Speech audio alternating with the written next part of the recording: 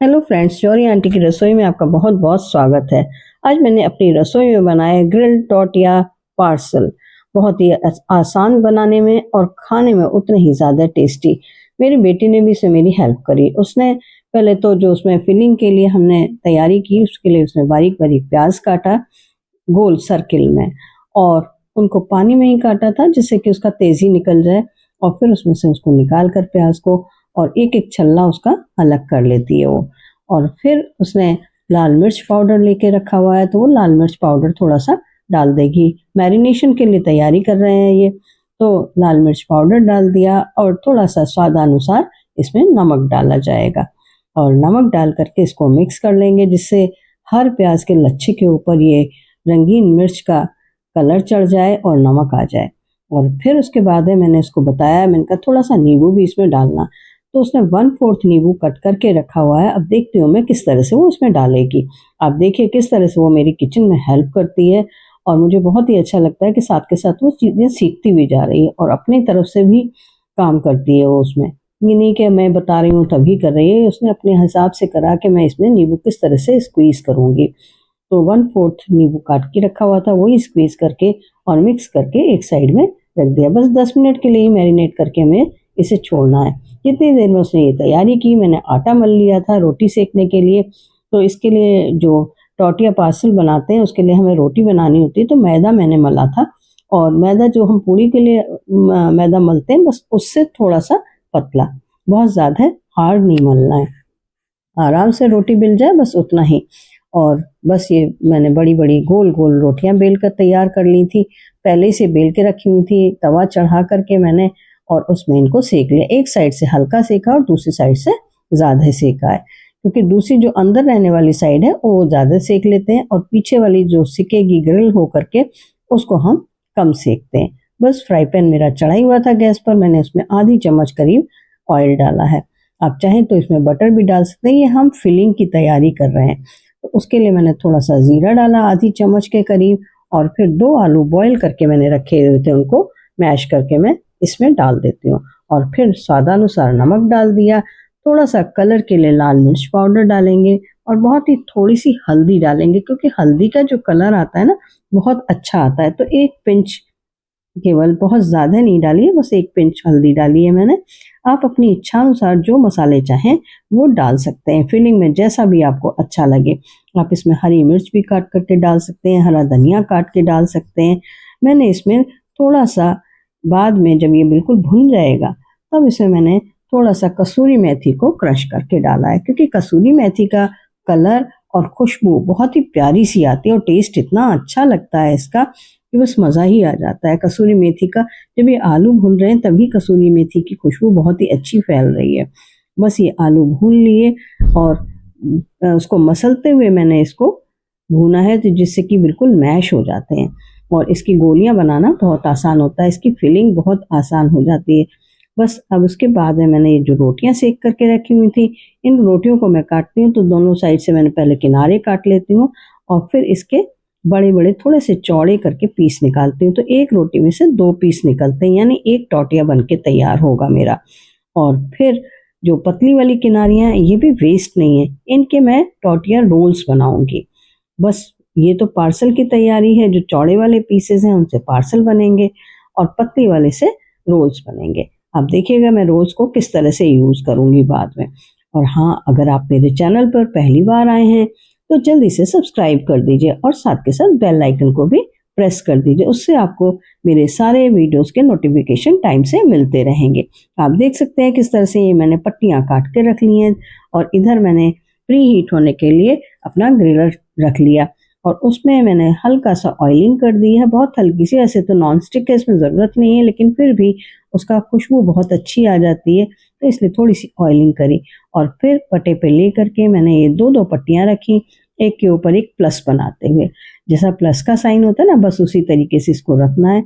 और फिर जो ये प्याज थी मैंने मैरिनेशन के लिए रखी हुई थी, तो वो प्याज के मैं छल्ले निकाल लेती हूँ और छल्लों को निकाल करके एक के ऊपर एक मैं रख देती हूँ। आप जितने चाहें उतने प्याज के छल्ले लगा सकते हैं। मैंने 2-2 छल्ले ही लगाए हैं पहले फर्स्ट लेयर में।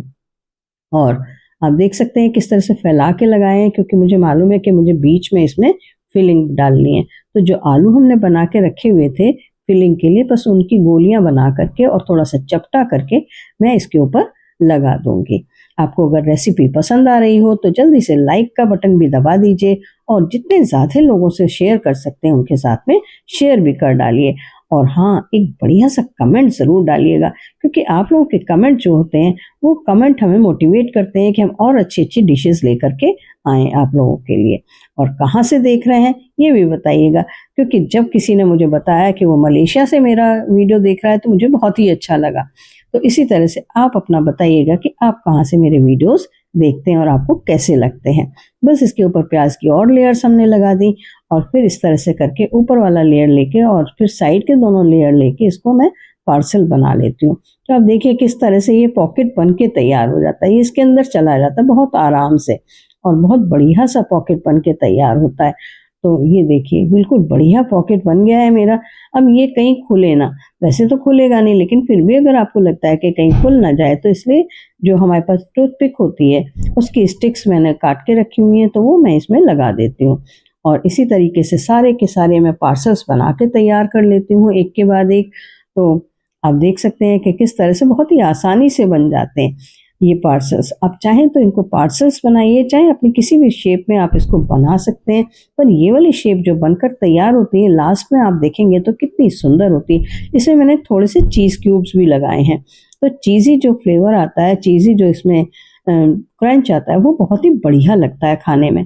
बस फिर उसके बाद में ये मेरा प्री हीट हो चुका था ग्रिलर, इसके ऊपर मैं एक एक करके सारे पार्सल्स लगा देती हूँ। इसको सिकने में केवल 2 मिनट का ही टाइम लगता है।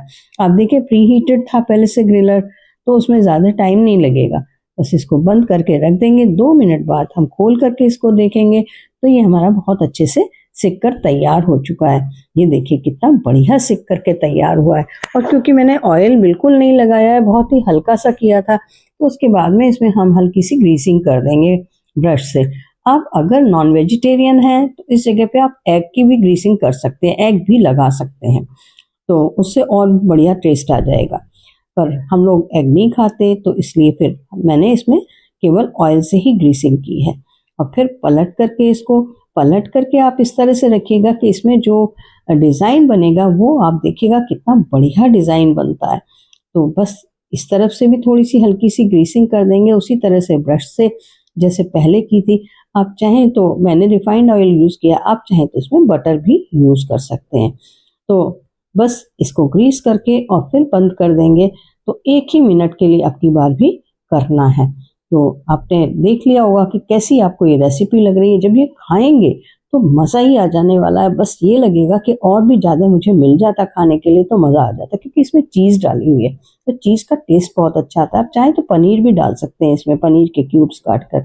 बस ये बन करके तैयार है और फिर इसकी प्लेटिंग करेंगे। तो गार्निशिंग में के लिए मैंने जो प्याज बच गई थी, जो लच्छे जो बचे हुए थे मैरिनेट किए हुए, उनको मैं बारीक बारीक काट के मैंने तैयार किया और आधा चम्मच के करीब मैंने उसमें मेयोनीज डाल दिया था।